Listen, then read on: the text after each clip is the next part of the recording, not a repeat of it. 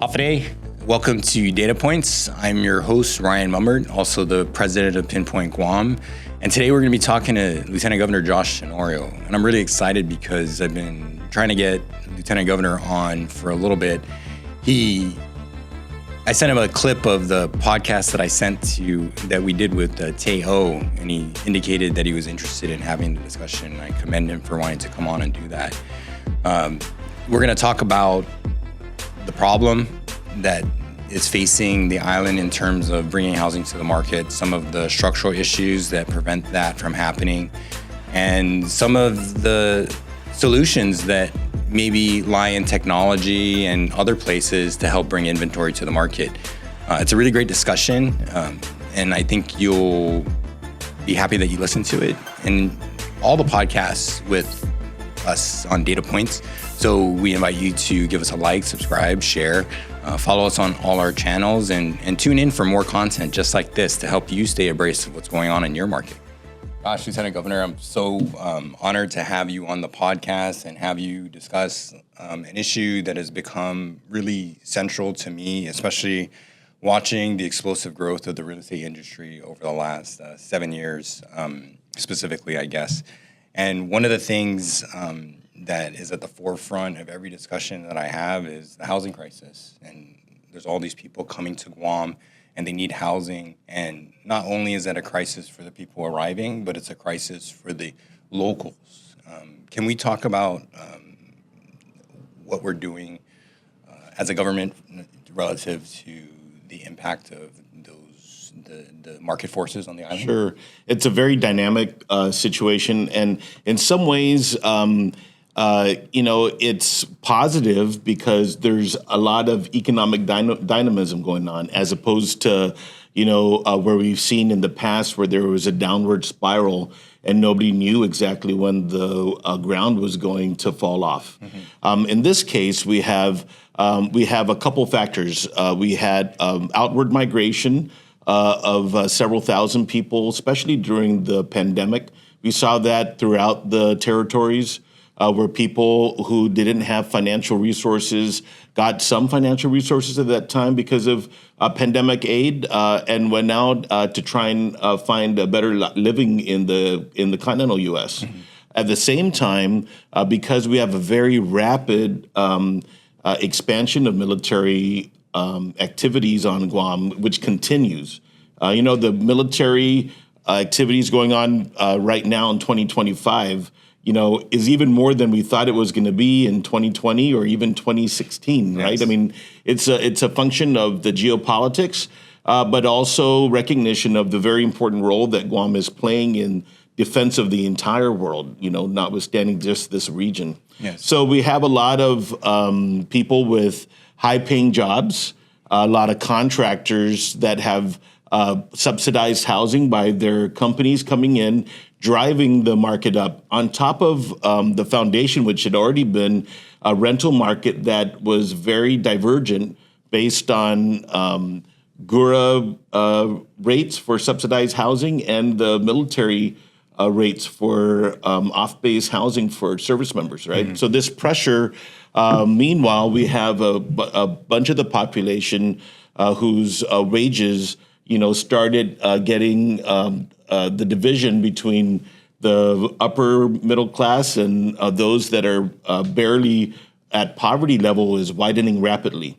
So it does compel us it is a crisis because it requires both the government intervention and action and also a very strong focus by the private sector to help us understand what the opportunities are. Mm-hmm. One of the things I feel that government has to do, and started doing it, and you've seen some of this, a lot of resistance in the legislature, is we have to just recognize we have to change things. So, zoning is an issue. I think, zoning, it could be a little controversial because people in certain parts of the island want to maintain the types of things they see. But the reality is that we have to recognize that we have to address population density.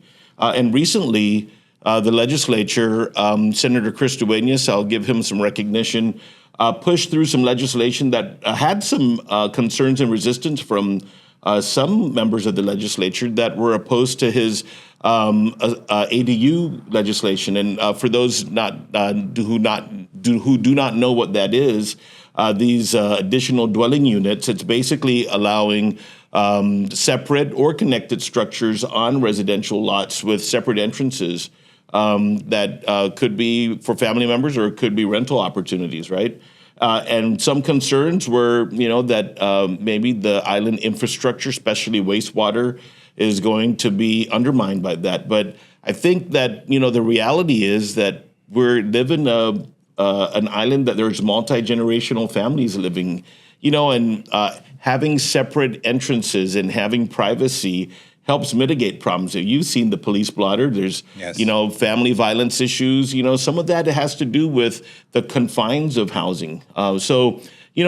That one is an issue that I feel we have to take a look at that can address things. And then on the other side is providing incentives to private sector and direction for government to develop housing for areas or sectors of the economy that are just kind of like that are being displaced. And one opportunity I feel that, we're kind of going through this rough spot, but when we think about the construction of temporary housing for guest workers, we have to think that after this construction period is over with, there can be additional housing units that are going to be for the future, especially for singles. The other thing I'd say is, people, my sense is that the different generations, the younger generations of island residents are looking at housing a little bit differently than some of the older ones. Sure, and I think that's a function of mindset because you're in an environment where there's nothing for you. And so I was in a conversation that I had with Dean Jones from UOG. She was talking about that cycle of a young person coming up and what is there for me? Because I have to live with my parents, my income growth is this, and what are the opportunities for me other than to leave? So we have to solve this problem to retain and to grow. And our local talent is very important. So if we don't solve this problem, we just bleed out and eventually we are the aircraft carrier. We are just the place where people come in and stay for a little while and then leave and don't take any ownership of it. But one of the things that stood out to me in the GURA conference that was held recently is Fernando Estevez talked about the total cost for housing and what it should be. And his number said $2,000. That's total housing expense. That's rent, that's power, that's even internet. And so we know we're so far afield when the fair market rent is $2,100 just for housing expense. Right. But in that is opportunity. So like you say, the multifamily, the zoning. Yes, we want a master plan. Yes, we want things built in a certain way. So we fold amenities into the community, but we're not in that place right now. No, we're not. And actually, I've been talking about I don't know if the term should be eliminating or unifying housing zones, but I think we should just cut the red tape and not have to go to the zoning commission for anything that for multi-residential units, even up to 4, maybe even 6, we'll have to see. There's some overlays. There's certain areas I think in the island we pay attention to because of the water lens and our mandate, and definitely for elected leaders, the responsibility we have to protect our water resource. But at the same time, we need to start providing opportunities for residents and families to maybe go in at it together. Yes. So if we have families, maybe mom and dad are comfortable in retirement and their kids are just coming into the job market. Why wouldn't we make it easier for them to maybe build a 4-unit apartment building on their residential lot? So everybody can have their family, but they can also get some rental income. Start giving families an opportunity to expand the wealth they have so they can kind of roll it over with the families. I think that's one area that a lot of people haven't thought about because, what normally, right, what we learned from our parents is, well, you get a job, get married, this is a little different these days, get a mortgage, go buy a piece of land or get one from, grandma, and then build a house. That's it, right? But then, I think we need to help people realize that there could be more. You could still get a housing loan, but it could be multifamily. But one barrier for that is you have to go to the Land Use Commission to get an R2 zone. Yes. Why? Some people really push back hard on that, but I really am, if you're going to try and recover time, but also recognize we have a reality. Our culture, the Chamorro culture, the island culture, we take care of our parents or 100%. we take care of relatives that need help. Why wouldn't we be able to give them privacy while we're doing that at the same time? No, and I think that's what we have to do. We have to stop talking to ourselves about what's been done before and start talking to ourselves about what we can do now. Well, the other thing is we also have to recognize what can our economy and what can our taxpayers afford. Right. I see a lot of aspirational things, right? A lot of regulations, mimicked maybe from very wealthy communities. We're never going to be Berkeley. I don't think we want to be Berkeley. But, we kind of compound all these things we want to do and make it so unrealistic. Yes. And then, we end up not doing anything. It's hard because there's people that, it's true, there's ideals and aspirations, but, you have to be balanced and practical, I think. 100%. We talked about the problem. So we define the problem. It's too expensive. So how do we solve the problem? And so what are the problems? And for me, right now, we're in this perfect storm of now for tariffs, right? Or maybe tariffs tomorrow, maybe tariffs yesterday, I don't know, right? But uncertainty, right? We have the war in Ukraine. All these black swan events have hit us since 2020, whereas, in 2006 when all this happened, there's a slow run, maybe it's going to happen, maybe it's not. Then, a lot of speculation. I was there. I was selling real estate in 2006. The biggest, when is the buildup going to happen? And I've watched market values climb since then to when today. Was I think we hit the low like 2003 or 4. Was that kind of like? Well, so that was the low, but that was before I personally entered the market as a realtor. I entered in 06, and 06 is like OHA was climbing, right? The speculative. We had that first. Same conference, so everyone's here, and then 08 financial crash happened, and we flattened out, and then 2010, we've been creeping up ever since. Right. So it's happening, right? That's happening. Boots on the ground. There's RFIs out, like, hey, we need like 10,000 houses. Right. The whole real estate market is abuzz. If you don't know about this, the federal government put out a request for information, essentially saying we need 10,000 houses in the next 5 years. Help. Right, and we can't. We don't have the time. To acquire them at the normal rate. Yes. Yeah. So you got anything, throw it against the wall and let's see if it sticks. So the whole real estate market is throwing stuff against the wall and finding ways to scale construction. And there are a ton of solutions, and there are varied solutions for the market. But the number one issue is expense, right? And the structural cycle of development. Permitting is an issue that you hear. I've been at the round table with you all the time, right? We don't have to go on a permitting thing, but we can talk about it. But we know that's an issue. But I will say, I talked to one of the consultants, right? And he's saying that the government team is on top of it. Yeah. Now the bottleneck is in the mayor's council, the super approvals. Sure. And so that's where some of your bottlenecks come with your density and your negotiations. But in a nutshell, it's an 18-month cycle to get higher density to the market effectively. I think that's one area of opportunity. Some mayors, and there's some draft legislation that we're talking with them about.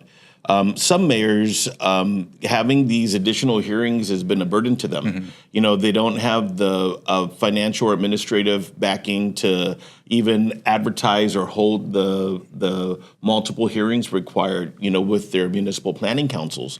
And one thing we've talked about is an opt-in. Whether or not we can just continue to keep this, the posture of moving things forward.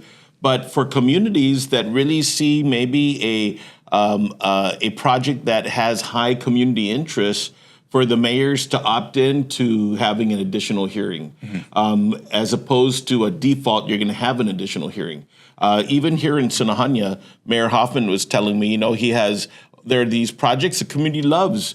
Why does he have to have another hearing for it? Yes. It's just a burden. And so that's one area in terms of the Guam Land Use Commission process. I think there could be some reform heading our way. We're going to do a bit more consultation with the mayors and figure out what the language is. But and of course, some of the southern mayors have bigger concerns, right? We've seen that evidence in some of the higher volume construction, right? And that's a fair point. But I think that's one area that that there could be some opportunity. The other thing I think is government land. I think that the Chamorro Land Trust Commission has had a lot of challenges meeting what the expectations everybody has made or has for that program.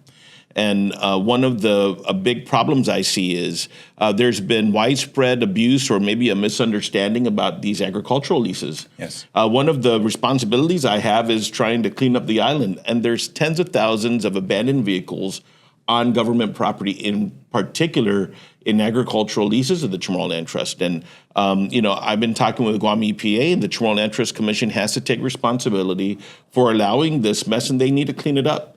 But we also need to make sure that agricultural lots are actually serving a purpose. And sustenance farming is definitely valid, but there should be parameters. Even some federal authorities have been expressing concern about the hazards these things have, including on the waterlands, right? So that's one side, but on the residential side, there's some improvements I've seen in the last year with legislation that allows the Chamorro Land Trust to go into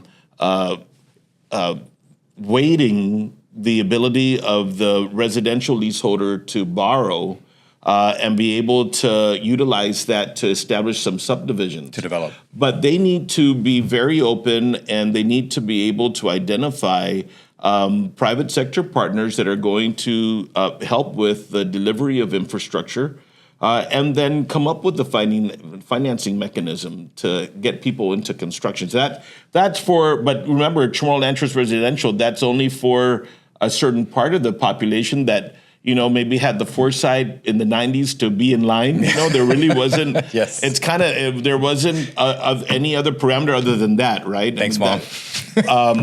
Conversely, I think there's a good opportunity for the Ancestral Lands Commission to recognize and develop to do development projects that will benefit the ancestral landowners that are never going to get their properties back.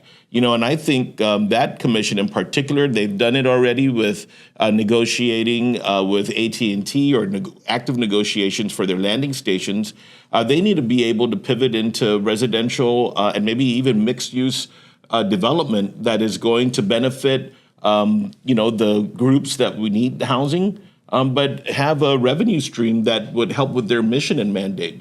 And I'm talking about lands that have no ownership. The Ancestral Lands Commission got all the crown lands of the government, which means that there wasn't any family or private landowner individual that owned that property. So why not, help participate in solving the problem? And then also, kind of meet their mission. I gotta move that, but I feel that there is some protection. People are scared, I think, to make the first move. People are distrustful sometimes, and we got to move on beyond that because we're at this point where there's action, and we have all of these construction companies on island competing for projects. That means also that we got some expertise here that can help us build, right? Yeah, and that's one of the things Troy Brown said in the same conference. Is he referenced construction capacity here. We have about $4 billion left. So not to say that couldn't be mobilized for the solution, but it's infrastructure, really, in a nutshell, infrastructure in terms of getting to the place where I can get the density that I need to do the project. And then infrastructure in terms of, I'm going to have to carry this for, again, the construction cycle is permitting, and then I have to build the thing in phases. And the other thing too is we're also kind of like people don't realize, even in the private sector, right? And you know about this on the environmental engineering side. I mean, there's a lot of work right now. Yes. And timelines are, there's a lot of timelines that are a little bit longer than people anticipated because of this pressure. That being said, there's also a lot of opportunity for a lot of the Chamorro and Guamanian expats that are living in the States that do this kind of stuff to come back and work on Guam, right? There's so many different things. But you're pushing self-certification as a solution for that. I am. So, the government, we credential engineers and architects. So why wouldn't we be able to establish parameter and guarantee that the work they're certifying on is valid, and let's embrace it. And if there's a problem, then we pull their license, right? Yes. It's kind of like, why are we going to license them? We shouldn't be licensing shoddy operations. Yes. So what I'm proud of it is we started doing this already. Public Works with Vince Ariola has already started piloting self-certification. And I think what's left is coming up with the parameters for automatic self-certification projects, right? And to be honest with big construction projects, there is already some self-certification because we have to engage with the engineering firms and do a lot of focus there. But I think that's one area in the reforms that I've been leading that I'm happy about, and I see more progress coming forward on that side. No, and I think that's key because, we have key positions in the government now that are aging out. And so you're going to need that self-certification apparatus to continue moving because if, the chief surveyor goes away, we're going to be in big trouble. That's actually a real issue, as you know. Yes, that's I know. A real issue.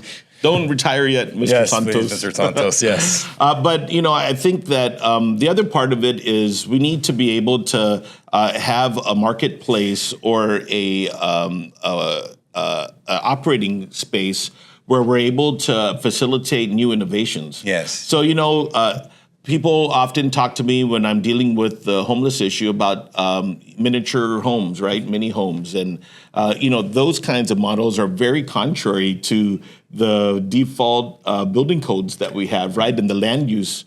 So there has to be some exceptions. But we should be able to embrace new technologies. And the government folks are not familiar with that. Yeah. So, finding the practice or the way to be able to permit and really test and ensure that new building methods are safe for our people, I think that's part of kind of like the work ahead for us. And the government has to be able to rely on and identify experts that are going to meet their assurances in order to allow this. And, it's not like we've expanded the number of building code officials to try and pick up on the pace, but it's not like there's a big practice for continuing education. We have to be able to learn more. And I think that's where there's partnerships with the private sector, and especially with the professional organizations. Yes. Everybody has a stake in it, but we have to hold each other accountable. And so for me, I think the most fundamental problem outside of, even beyond government processes, is liquidity. And so I think the government has to solve the liquidity issue, not just on the residential side, but on the developer side. And when I say liquidity, let's talk about, and this is the point I've been working up to, development cycle, 18 months, building cycle, 18 months. And this whole time, me as the developer, I'm carrying the costs. I buy the land, right? I have to put in the infrastructure. I have to put in all the infrastructure for everything before I build the first house. And so then I have to sell 87, 116 houses within a period of time because of the interest you're paying. And then I'm in a market where the interest rate's 7.5%, right? Where the total housing expense is $2,000, but my monthly mortgage payment for median price home, which is a 3-bedroom, 2-bath, $465, right? That's about $3,200 a month, $1,200 over before I hit utilities. That math doesn't work at all. So how do I get into that? Well, you have a lot of great programs, But again, we can't put the inventory in front of them fast enough, and we can't build it fast enough in that development cycle. So we have to make it affordable for developers to bring inventory to the market in our current structure with the government processes that we have, with the financing process that we have. And so we have opportunities for that in steel and rapid build and 3D and precast. Right. Those technologies, precast has been around since forever, right? They're building houses behind the fence. Right. You can have a house up in 25 weeks. Well, actually, I was in San Antonio for a military conference, and they're building base housing in 3D printing, right? Yeah, So, I mean, there's some innovations. There's a couple things. A lot of people in construction, some developers know about this, but bonding capacity. Yes. You know, sometimes even government projects, we have a limited number of construction companies participating because of the bonding requirement. And bonding requirements for the general public is an assurance that if something goes awry with the construction project, there's going to be a financial incentive or an opportunity to cure, or to correct anything that happened, right, at the risk of the developer. But it's hard to get bonding capacity. And sometimes construction companies, when they have multiple projects going on, they already hit their cap, even though their production can still be more. Sure. So I think that's one area that I've been talking with Gita about is how can we bridge the gap for bonding for contractors so that we can have more construction firms come to the table and expand the volume and competition to help with the price point. Sure. That's one. The second part, I think, is the BPT discussion is a bit more complicated than just move it from 5 to 4 or 4 to 3. And that's because, and I think it's a good conversation to have right now because we're in the best financial position to have it. I've been talking about, and I've mentioned this to members of the legislature from the other side, I think we agree on what should the cost of the government be. And I'd like to see more of, if there's going to be $40 or $50 million above what we agree the government should cost, should we lower the tax or should we focus the revenue to focused rebates or programs that are meant to kind of help everybody, So if it's going to be on providing some bridges for people that need down payments for home that's going to go back into the economy, I think that's something that should be discussed. Being very precise about what we're not going to tax. Medicine, right, or medical services, especially if they're for the population at risk the most, right? I mean, we proposed that in the governor's State of the Island address. That's one thing. But the other thing is if there are businesses, and I would probably look at the businesses in tourism because they're the ones that are having the pinch, right? It's not the construction companies are not having the pinch, or engineering companies or supply stores, right? I mean, but it is it's over at tourism, and we have this reality where we have an economy that has been rapidly transforming, right? So is it going to be to kind of bolster and make improvements in what we need to safeguard, right? I mean, construction's great right now, but we're going towards the peak of construction. Sure. After it's done, it's not like the military economy is going to be done. We're going to be operating bases. There's still going to be additional revenue and jobs, but on the tourism side, we can make investments in ourselves and also try and figure out how to grow those businesses. So, the BPT discussion, right? And I know that I've been reading. There's going to be a hearing, I think, in the next few days, maybe today, about that. I think everybody needs to come together to figure out what the best opportunity is to utilize the revenues that we have. Yes. We have, in our administration, for the first time, we were able to provide general fund assistance, in addition to the federal assistance, to businesses for the first time ever, and to individuals. I mean, we spent more than $80 million, I think, subsidizing power rates for ratepayers. So we're in a good place to be able to pivot and see how we can roll over the revenue and lift other sectors of the economy, or the home buyer, or even the the small business owner that wants brick and mortar to try and improve themselves, right? That's part of, I think, that's a vision for getting the economy to be able to be even more resilient than what it is right now. No, and I get it, but from the real estate perspective, really, the access to competitive financing is a challenge for a developer because of the sums involved and because of the carry and because of the market cycle here. So if the government could somehow solve that problem with affordable financing, or subsidized financing. I think we have, I think this is, we have a method, or at least we have an agency that can do it. That's Guam Housing Corporation. Mm-hmm. And I think maybe what we need to do is figure out how to refresh and modernize. It's kind of like we have the legal authority and the legal mechanism already established. But remember, this was established 30, 40 years ago. And so there could be ways. But, I think but the underlying, capital market, right? There's different aspects. Number one, there's the gap with wages and the affordability and the price point.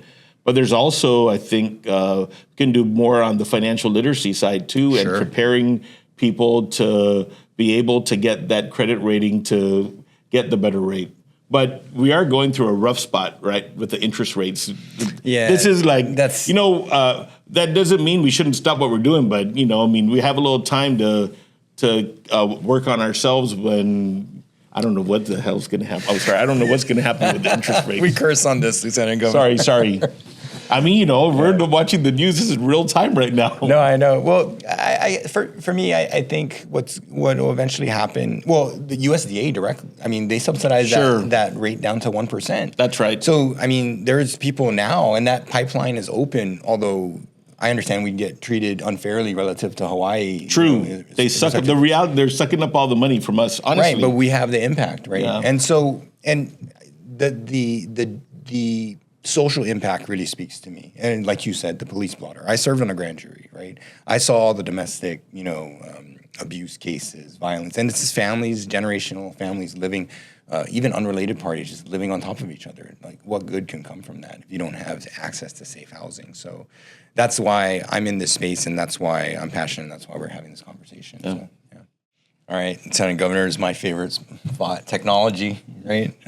So I've been participating in all the government efforts in technology, and there have been a lot during your administration for a variety of reasons. But I know one of the reasons I supported you is because you talked about decisioning with data, and that was very important to me in the industry that I was in, because I was transacting based on data that I was pulling from the government. And so over the last several years, I've seen a concerted effort to get that data organized, but I also see some serious challenges, right? Just in terms of adoption of the systems that you build, you spend millions of dollars, but if your frontline workers aren't adopting the tool, how do we move forward? And I'm in an industry where we're guilty of that, and I play in an industry where there's been no real innovation since 1970. That's construction, right? So how do you, as the leader of a place that is so paper-based, push, drag, move us forward into that new area, and what kind of things are you looking at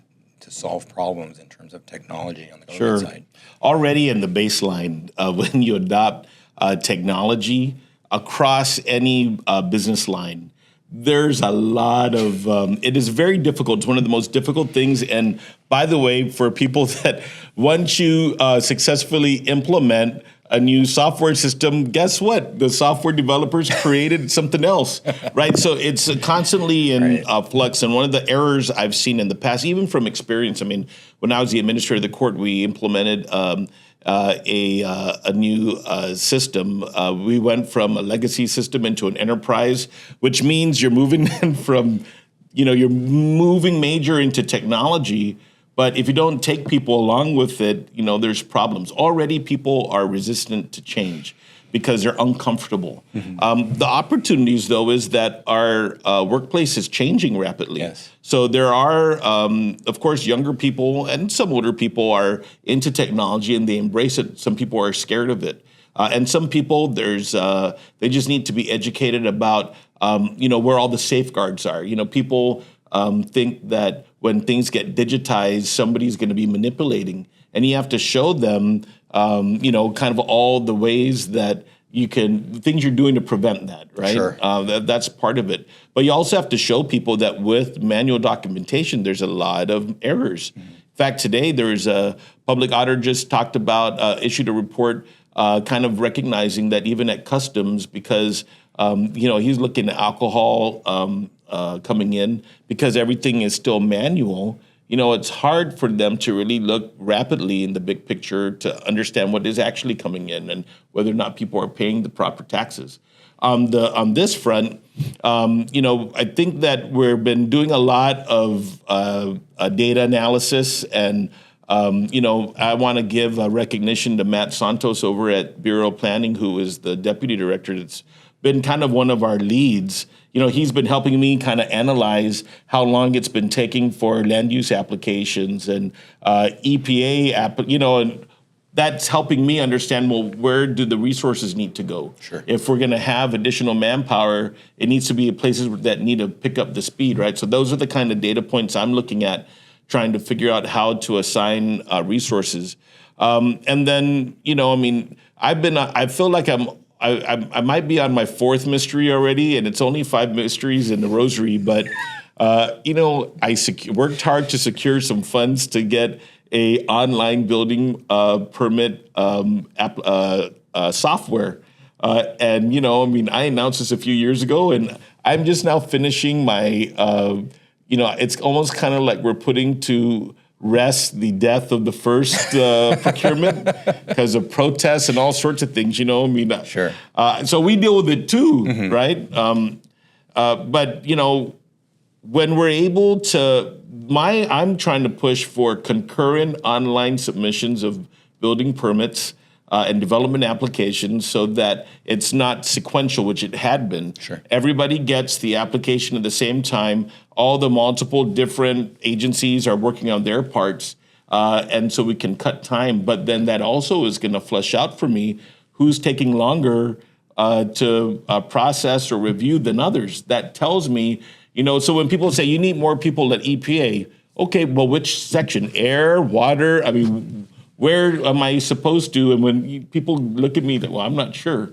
Well, I need to know. That's where the data comes in. Yeah, but I think the other part is we got to, there's certain concepts. In the beginning, when I was at the court, I was totally resisting the cloud. I thought, no, the cloud. That was you? Well, no, then I got educated. DOD and the banks are embracing the cloud. You better go along with it. Sure.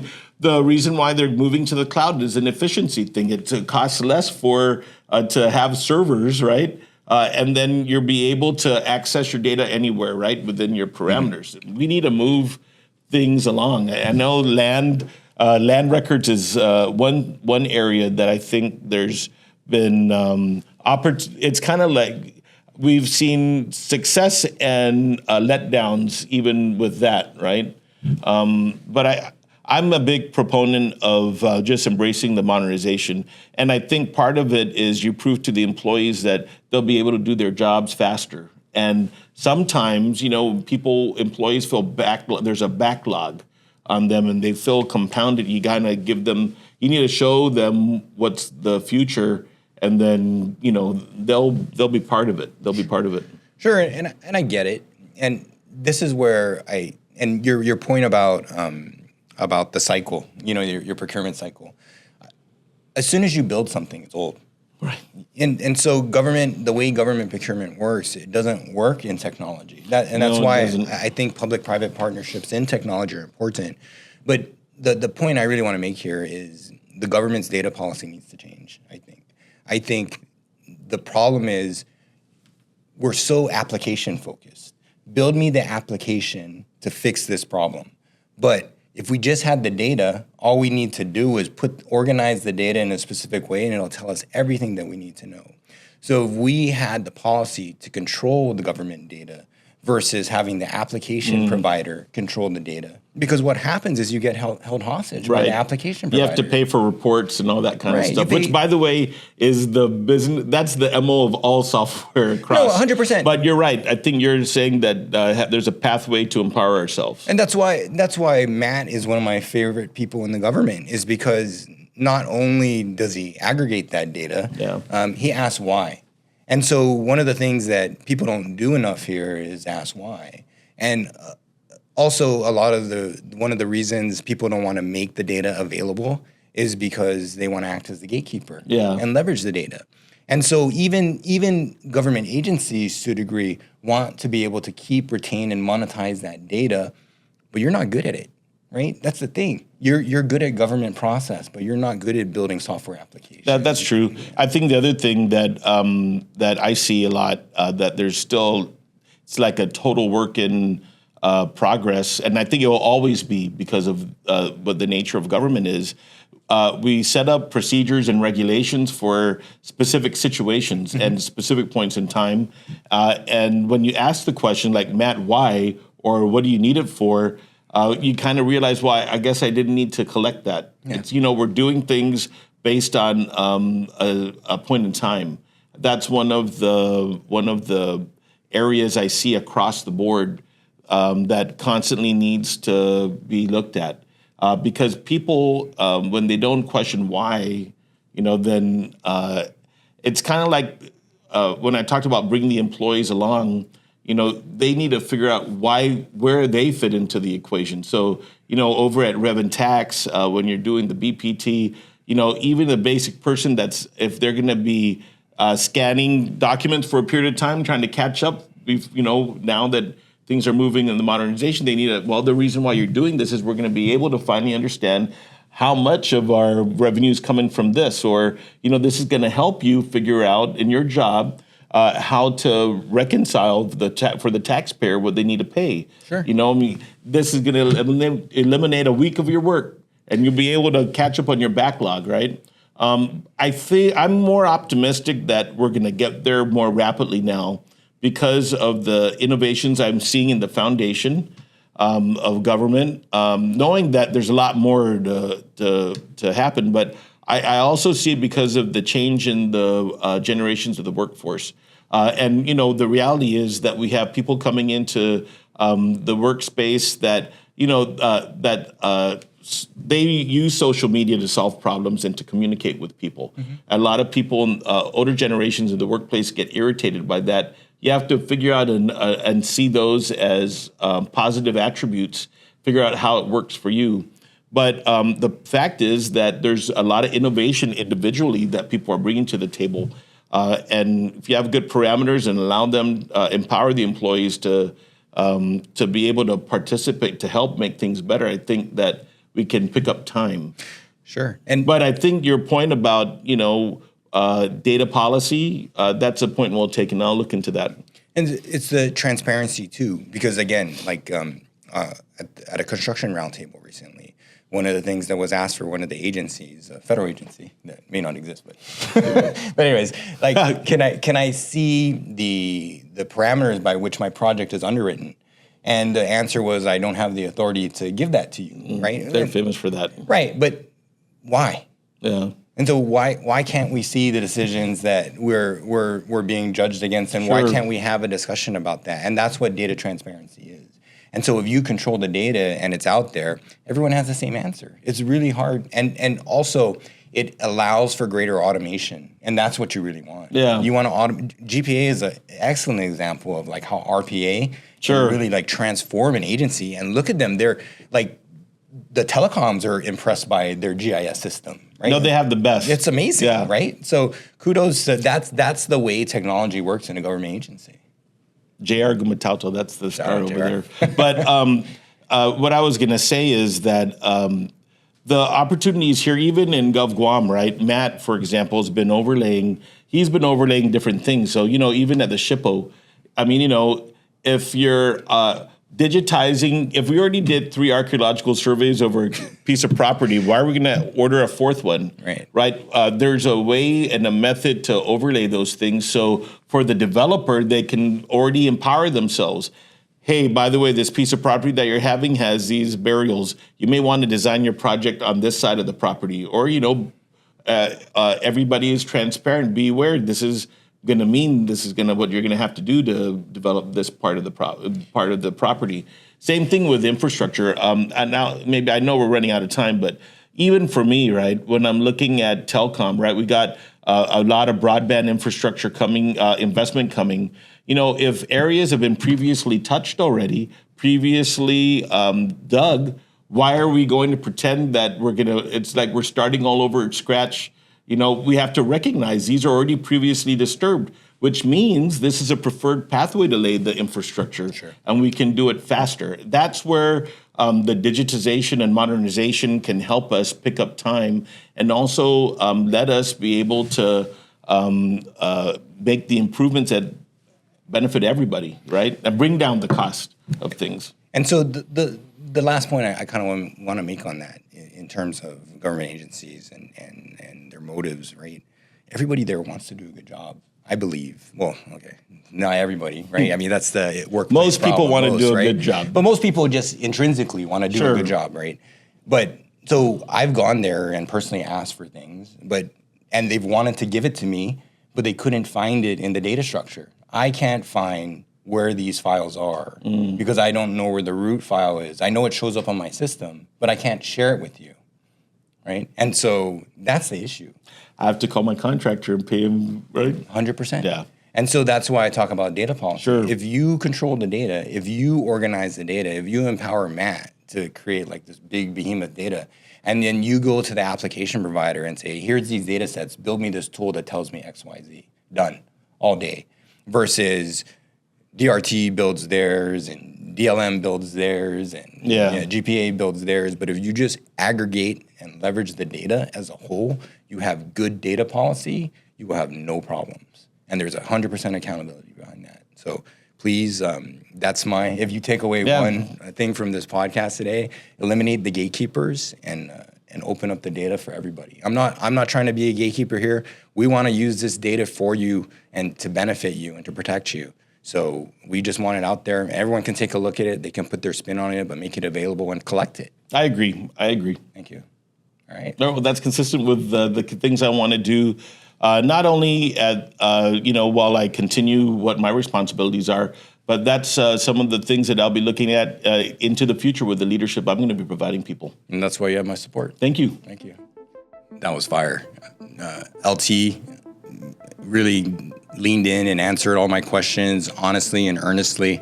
He brought his perspective to bear in some of the solutions that he's bringing to the market. But for me, the thing that is the most critical is, allow us to build more multifamily. It's there.